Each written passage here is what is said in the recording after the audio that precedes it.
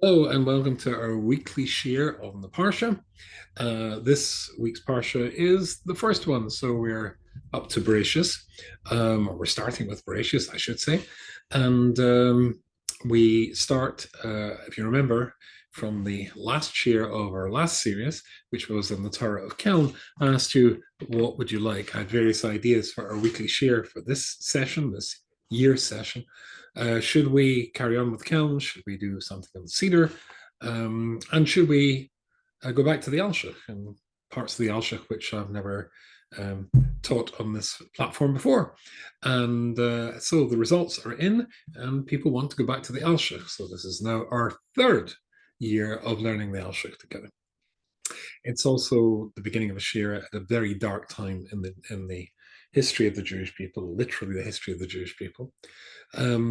So let's talk about, or let's dedicate the shir as we normally do, to the people who we have been davening for Refuah Shalema, Rafal Chai ben Sora, and also for Oria Chaim ben Chana Yehudis, the little boy waiting for the lung transplant, and for Yecheskel Yehuda ben Yenta, who is living in Erzsachal and is not very well at the moment. He should have a refuah shalema.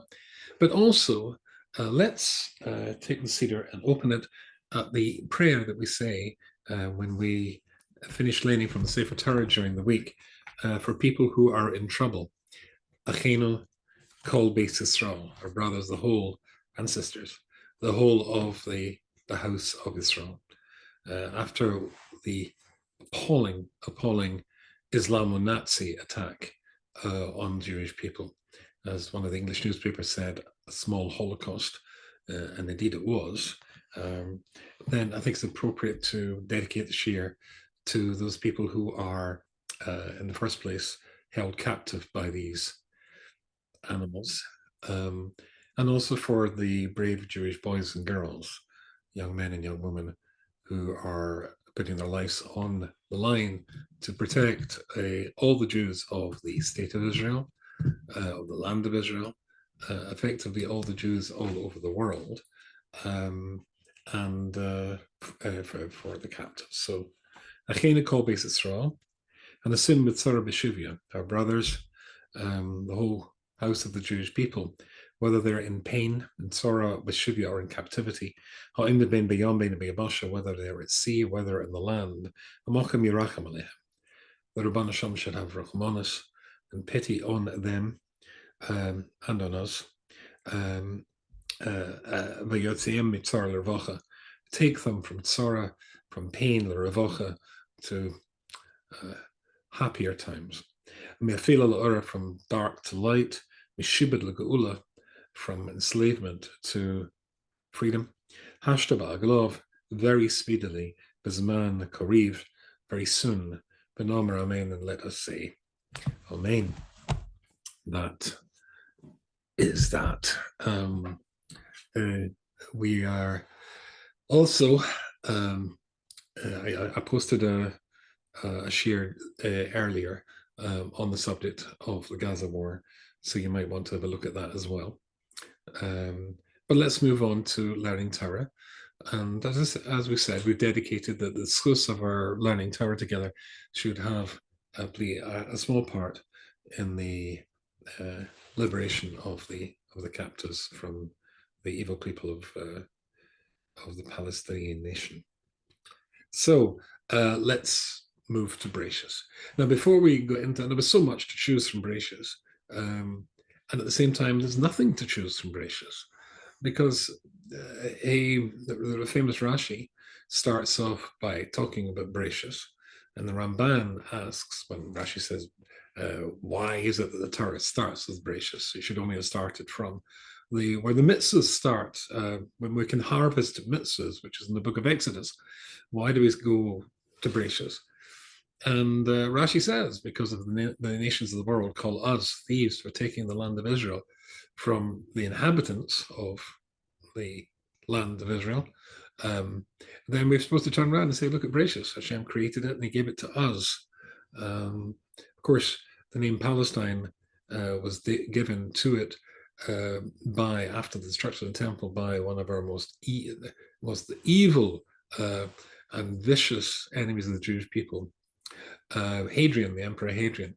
It's interesting that the greatest enemies of the Jewish people seem to start with the letter Hey: Haman, Hadrian, Hitler. Anyway, so basically, he called it, after he expelled all the Jews, reverted to the name Palestine, Philistine, after the great enemies of the Jewish people. But it's really the land of Israel. So basically, in that question, why does it start from Bereshis? Rashi says because if the world challenges you, it doesn't belong to you. You're supposed to say, yeah, they had it first. That's the Canaanites, but they behaved appallingly, and the God took it away from them. After all, it's his and gave it to us. So says Rashi. The Ramban famously questions the Rashi and says, what do you mean? Why do we need to start from Bereshis? We definitely need to start with Bereshis. Bereshis testifies to the fact that God created the whole thing, the whole universe. And if you don't believe in that, you can't consider yourself a God-fearing Jew at all. And the Ramban gives a very, very intriguing answer, explaining what Rashi is saying. The Ramban says that if you think that you're going to understand the story of Bereshis, if you think you're going to understand the story of the Garden of Eden, if you think you're going to understand Adam, who the angels, we said in previous shirim, mistook for God himself, for HaShem himself, Chava, a conversation with the snake, what it's really all about, what Garden of Eden was, how many trees were in the Garden of Eden, 613. It's the most profoundly obscure book of all. Even, say, for Daniel, Bereshis is profoundly difficult. The Vilna Gaon only started learning it deeply when he was 40 years of age, 40, of course, synonymous with learning Kabbalah. So it's incredibly difficult. Rabbi Dessler, in Miktum Maniel and Kelik Base, on the story of the sin of Odom Arishan, points out, quoting the Gemara, as I said before, the angels mistook him for God. No angel is going to mistake me or you for God. But he was not a creature as we understand, a human being, a man. But I thought maybe we'll find something there which does talk to us and does speak to us. Of course, all speaks to us, but something less obscure. And that is the story of the creation of Adam and Eve, Adam v'Chava. And we'll look at the Alshich in that. And if we get something out of it that applies to us, and we will, it will have been a worthwhile journey. Okay, so let's start at base in Yud Ches in the Alshich. And so, I've got my Alshich here. I now have a new set of Alshich that somebody sent me with a commentary. Can you see it in the camera over there? Going that way? No, you can't see it. Maybe I just moved the camera. You can see the new set of Alshich. There. Can you see it? Going the wrong way.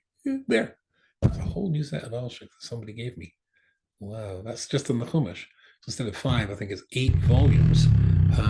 And that's a tremendous gift. I'm also getting involved in the restoration of the Alshich Shul in Sfas. Maybe you're interested in supporting that.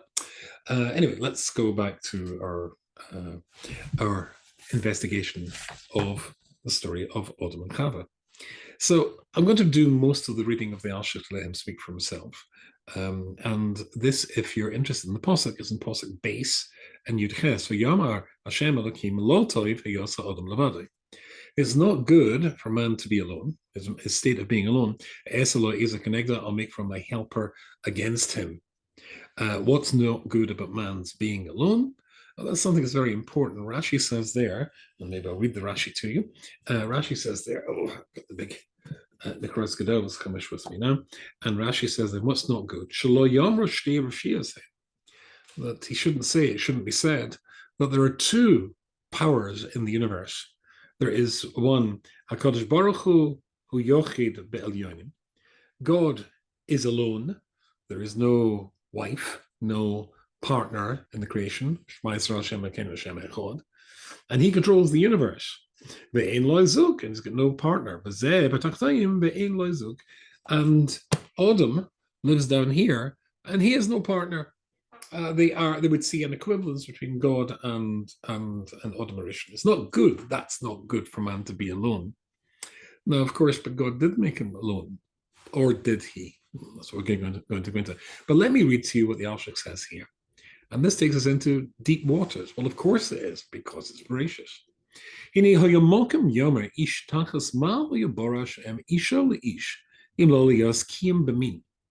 So a very superficial person might say, surely the only purpose and function of a woman is the perpetuation of the species, that Adam needs a wife in order that she will bear him children. Can I emphasize that Rashi says that's a very superficial and stupid understanding of what's going on here. But lama katsav Hashem ala Adam halo k'ma'at hoya nimnom livchor b'chaim u'nitzchaim l'zeh amar dalacha ki v'yomar Hashem Elokim. And why is God so angry with Adam Arishan that he made a mistake, which prevented him getting to heaven? And the answer is, it's in the two words, v'yomar Hashem Elokim. Hashem Elokim. Vayama Hashem Elokim Latov. Hashem Elokim. Midas Adin, the strict side of God, punishing side, and the forgiving side of God.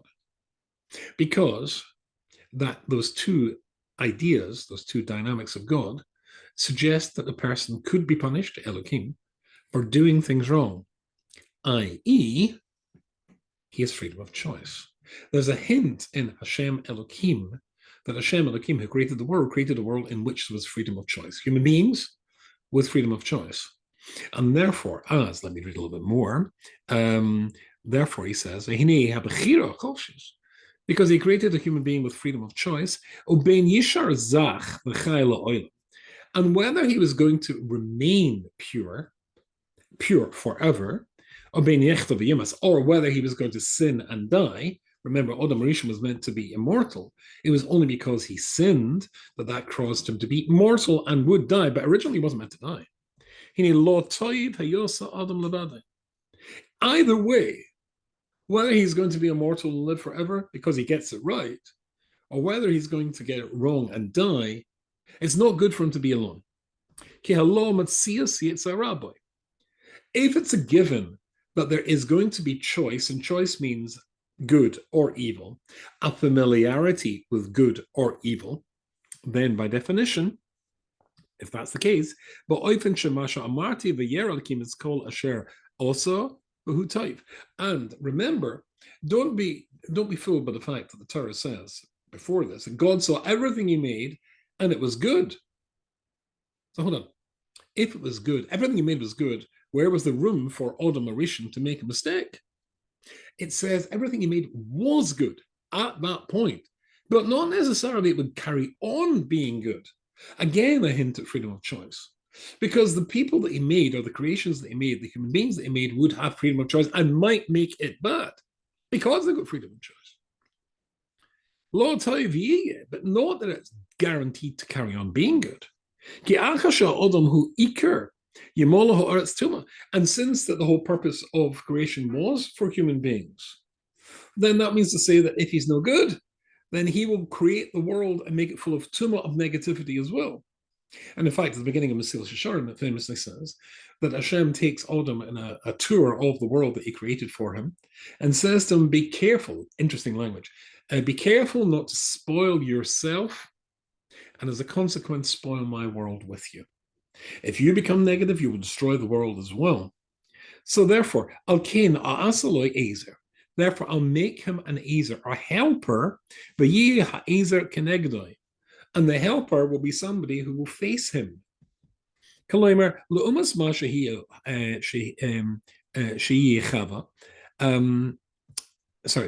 didn't say that properly. Yes, who? Sheyehu imhu yishar b'kedusha.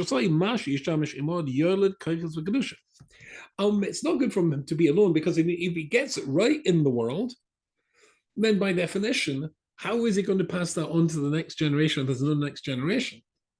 So therefore, it's got to be that he has a companion who will bear sons in order to create kedusha and bring that to the next generation and the next generation, and to continue this process. Now, I'm going to come back to that. That's not the same thing as I said before. You'll see in a second. Okay,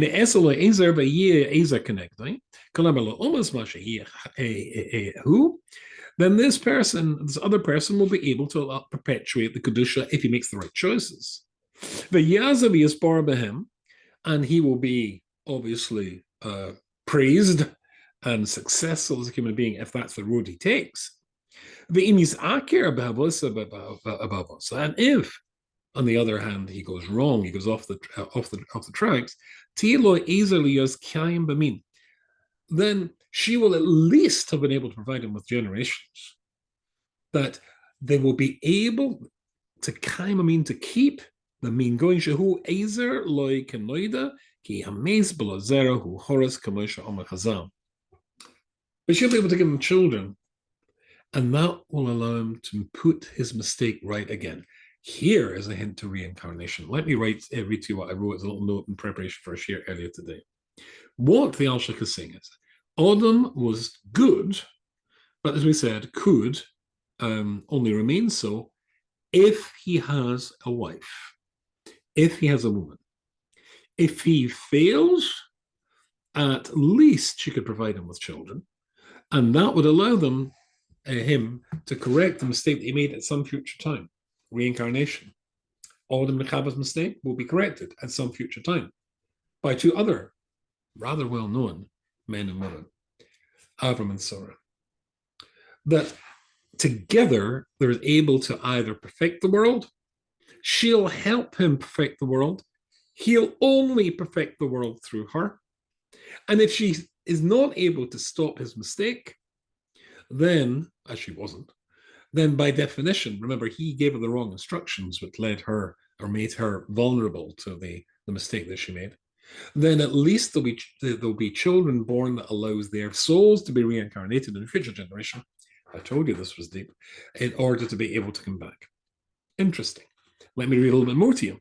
This is, in case you've got an Alshich, this edition of the Alshich, it's page Lamed Hey I'm reading. Or there's a Gemara from Reb Chia and Nivomas Sabbath Gimel Madaf.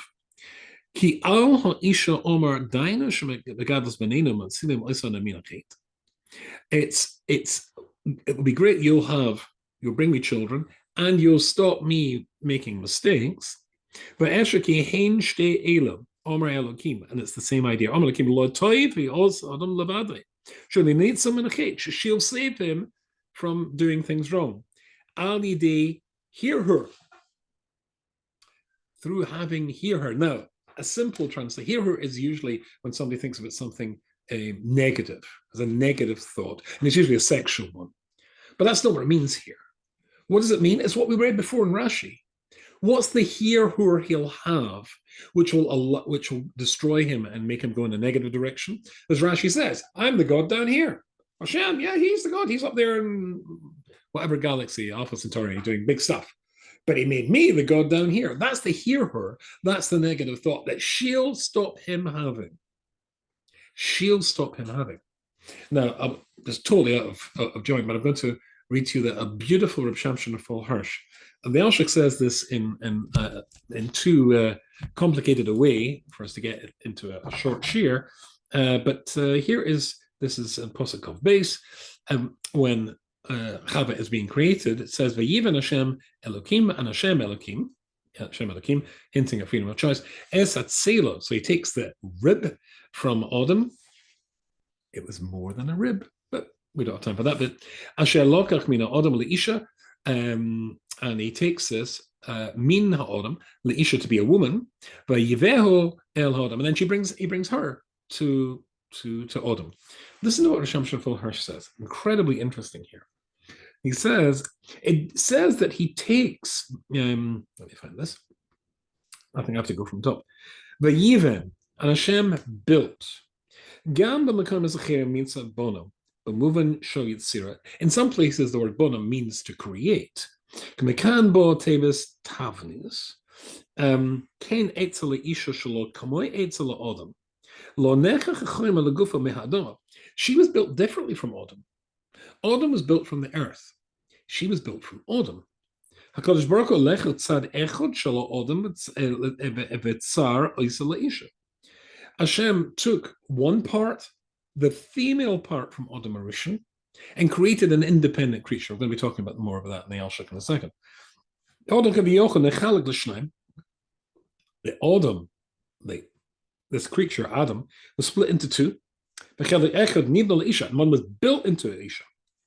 Because it doesn't say Hashem created her, Vayetzer formed her, Vayetzer or made her, Eleva built her, built from the material that was already there.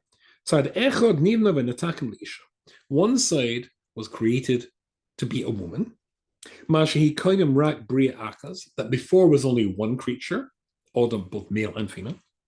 That's going to be two. We'll see about that in the Alshich in a second. That's going to be two creatures. And that means the Pasuk is telling us, listen to this, Al Shavianu Gomer Shal Isha, the equality, the essential equality of the woman to the man, of Chava to Adam Rishon. If she's going to be able to modify his behavior, if she's going to be able and have to be able to take his right decisions and endorse them and help him bring them to fruition, and at the very least, if she can allow him to have another chance, she has to be at least equal to him. And of course, she is actually superior to him. She's on the higher spiritual level, which we talked about in our last series of sharing. But that's the Alshich's opening piece on the creation of Chava here. She's going to stop him going off the tracks, and we're talking galactically off the tracks. Let's skip forward and look at another Alshich, another part of Alshich. Now this is in Pasuk base, Perik base and Kof Aleph and Kof Gimel. This is what it says when she's being created. Vayipol Hashem Elokim Tardema Al Ha'adam, and Hashem put Adam into anesthetic. And he goes to sleep. Vayishan, he goes to sleep. Yikach Achaz Mitzalosov, and he takes one of his ribs. We talked about it before. Vayiska Bosa Tachteno, and then it's all, the wound is healed up. There's something to say in that as well. Vayivan Hashem Elokim, now we've got what we just saw in Rav Shamshon and Phil Hirsch, and he built the Tzela Asher Lechach Mina Adam Leisha Vayivra Es Adam. Vayava Elon, he brought this woman to Adam. He brought, here's your wife. Fine. This is what the Alshich says. Very interesting stuff, this. V'yipol Hashem Elokim. So Hashem Elokim puts him into a trance, into a sleep. Lama osa Hashem kacha. Why did he do that? V'lo bora alfar min ha'adama kasher yetza es Adam. And why didn't he, as Rav Shamshon Hirsch hinted at before, the Alshich says, but why didn't he make her and created from the earth as he done with Adam Rishon? Why take her from him? That's question number one. There's another question. And the Medrash says the following thing. Hikshir Bavua. Sorry, it's actually he says it's a Medrash, but it's actually a Gemara in Ksubas. Ches Omadanav. Hikshir Bavua says, Posuk Echad Omer. There's one Posuk, and you'll find this in Hey Posuk base. Zochem and Akeba Borom. Male and female, he created them. Now, if the Posuk says male and female, he created them, it means them were two separate people. Right? Them is two people. Or more than one. It's a group of people, or certainly two. He created them, male and female. Therefore, obviously, Adam was the male, and Chava was the female. Okay, that hints at them being separate, created separate as male and female. But another Pasuk says, and Rabbi Vu says, hold on. Another pasuk says, and this is Aleph Kov Zayin, Zochem and Akeva Barom, and that is, one says Zochem and Akeva Barom, they're separate, and the other pasuk says Vayivra Hashem Elokim Es Ha'adam. And another pasuk, this is the one Aleph Kov Zayin, Hashem created Adam. Adam? That's singular. One pasuk says there was two. And the other one says there was one. Which one was it? So the Alshich says something interesting, and this is a theme that he pursues all the way through Bereshis, by the way. When Hashem thinks to do something, I mean, the obvious question we have is like this. As I've told you many times before, God doesn't make mistakes. As I say rather flippantly, there's only one word that does not occur in the vocabulary of the Almighty, and that is oops. He doesn't make mistakes. So what does it mean? Originally, he thought to create them as two separate beings, as the Medrash says. But then he decided to make them one. Sorry? Two, you thought to do that, then you make them one, and then you separate them into two again. It almost sounds as though Rahman Islam, Hashem couldn't quite make up his mind what was the best way to go about this. And that doesn't make any sense at all. So the Alshich says when Hashem thinks, it creates. In fact, the Alshich brings the measure who said, Hashem created the world with 10 sayings, it says in Pirkei Avos. Why 10 sayings? Could he not say it in one? The Alshich said he didn't create it in one. As soon as Hashem thought to create the world, he had the picture in his mind of what it was going to be like. It existed. It had not yet taken physical form. It existed. It's a bit, a very good friend of mine called Rabbi Yehuda Leib Whitler, a huge Talmud Chacham. He once told me in yeshiva many years ago, it's a bit like a mold for Jello in America. I think called Jello, jelly in the UK. You pour in this hot water with the powdery stuff in it, and then it sets. You turn it upside down. You've got the lovely stuff. I loved this as a kid. That with ice cream was very yummy. When Hashem thought, it was there in form, but not yet set. When he speaks, it's created. That's what's going on here as well. But why? And the answer, he says, is as follows. To create Adam Rishon as a single being who's both male and female combined in one, and then, so it was already created when he thought to do that. Then when he speaks, not two separate beings, but when he speaks, he makes one. That's the posuk that says, the posuk V'yivra Hashem Elokim Etz Ha'odam. Then it was just one. But then after that, when he puts them to sleep, etc., and then takes the female side out, the idea is as follows: that were it to be the case, to answer the Alshich's first question, that Hashem had created Adam Rishon from the dust, from the earth, the same way as he created Chava from the dust, from the earth, the same way as he created Adam Rishon, there would be two separate creatures. They might only come together in order to create generations and then part. But if the natural state of them is to be one, created as one, and then artificially separated, then basically the natural inclination is to come back together again. But in both those perspectives, it has to be a man and a woman. They're either a man and a woman in one body, sharing the one body, waiting to be split apart, but only in order that they'll come back together again. As they also said, it's difficult enough for a marriage between two people as it is, as we started off as really one person. Famous that the Talmud says, Kodem Yetziras of Lad, 40 days before the creation of a soul, a voice says, Bas Ploni LePloni. This person is marrying this person. There's only half of your soul. The same way as the body was split in two, the soul was split in two. I'm only half a soul. You're only half a soul. The person you marry is the other half of your soul. It was only when they would come together that either or both could achieve the perfection that they needed. But as Rav Shamshon Hirsch says, the fact she was taken from him and not made separate also suggests the equality. They both come from the same background. They both are the same thing, except, as we talked about last year in more depth, and you will find in my book, truly great Jewish women then and now, but ultimately women are on a higher spiritual level. That's why she's able to tell him when he's going off the tracks and endorse him when he's staying on them.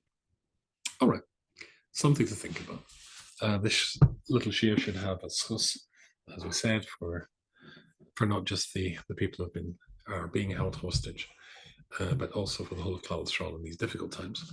I shall look forward to seeing you next week. Parshas Noach becomes a bit easier for us to find things to apply to our own lives from Parshas Noach. I wish you all a wonderful Shabbos and only good news from every part of Klal Yisrael. Good Shabbos.